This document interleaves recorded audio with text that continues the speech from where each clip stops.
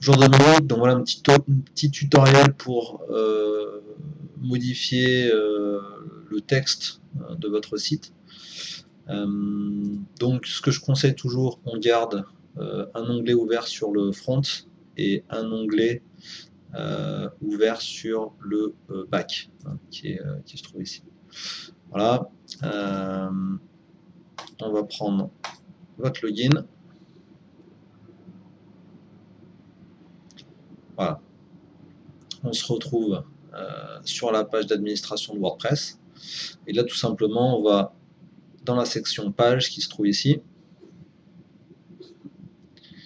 Et puis là, on va pouvoir aller modifier l'une des 4 pages. D'accord. Donc, je vais prendre un exemple. Hein, on va aller modifier, je sais pas moi, RGPD ici. Donc, on va ouvrir la page d'accueil. On clique là-dessus. Hop, là, je prends la main parce que je l'avais ouvert avec mon compte. Vous allez vous retrouver sur ce type de page. Donc ça, c'est des blocs qui constituent votre page. Voilà, on va dire que c'est une sorte d'éditeur qui facilite un petit peu la mise en page du site. Donc vous allez reconnaître un peu des choses. Donc là, vous allez voir notre mission, vous accompagner pour. Padding space, ça veut dire ce que ça veut dire, c'est juste un espace. Là, on a des titres, etc. Là, on se rend compte qu'ici, donc au sommet de la page, ça correspond à ce bloc-là. Donc si on veut le modifier, on passe la souris dessus, on clique sur le petit stylo. Et puis là, voilà, donc là on a du texte ici et du texte ici. Donc si vous avez du mal à lire, vous pouvez passer en mode source. Ici, ce sera peut-être plus facile.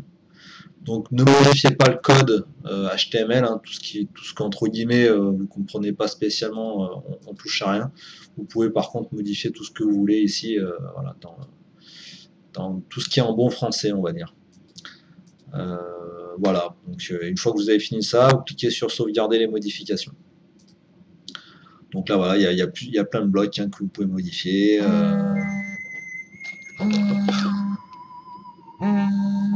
Excusez-moi, c'est mon portable qui sonne. Hop, je le mets en silencieux. Donc pareil pour les icônes, tout en bas ici. Ici, vous pouvez modifier des blocs en cliquant directement là-dessus. Icon box, voilà.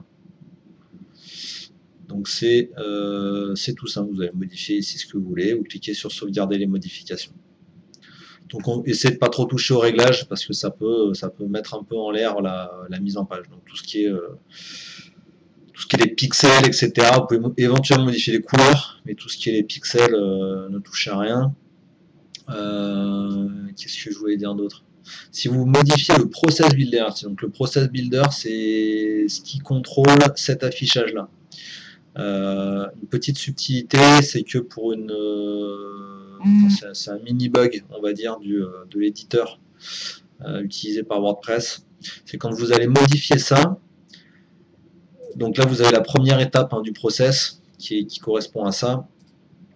Là, vous voyez qu'il n'y a pas en fait il n'y a pas de retour à la ligne. Donc si je sauvegarde comme ça, en fait, mes 3 lignes vont se retrouver côte à côte. Donc à chaque fois que vous éditez ce process, si vous devez l'éditer, vous devez rajouter un petit tag HTML qui s'appelle BR, comme line break. Voilà. Donc vous rajoutez juste ce petit tag là que je vous montre entre les entre les lignes. Donc ça va créer un saut de ligne.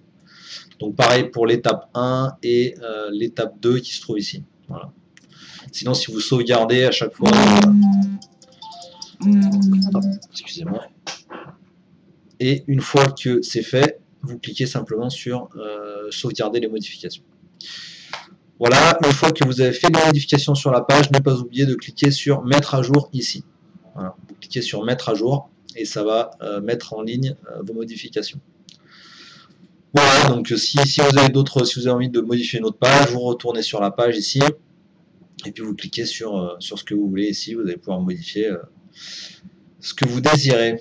Vous pouvez également directement, lorsque vous êtes logué, accéder à l'admin depuis la barre d'admin là-haut. Okay, donc si vous êtes sur à propos par exemple, vous voulez modifier la page, vous faites CTRL, clic, Ça ouvre un nouvel onglet, comme ça évite de perdre cette page.